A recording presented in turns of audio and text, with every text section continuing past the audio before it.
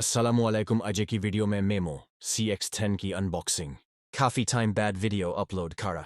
बहुत से लोग नाराज है क्योंकि व्हाट्सएप पे अपडेट आती रहती लेकिन यूट्यूब भी वीडियो अपलोड नहीं होती। इंशाल्लाह नेक्स्ट वीक से रेगुलर वीडियो अपलोड होती तहाएगे। बाकी आप लोगों की सपोर्ट भी चाहिए। ओल्ड चैनल में जिस तेरा एपीलॉग सपोर्ट करते थे इस चैनल में भी करेगा इंशाल्लाह। बाकी CX10 6 और CX का न्यू मॉडल हाई और बहुत से स्टोर्स में अवेलेबल नहीं है। एड स्टोर आपके लिए स्पेशल डिमांड पे लेकर आया है। काइंडली जिस भाई को चाहिए इंस्टाग्राम पे DM कर दें अपना ऑर्डर।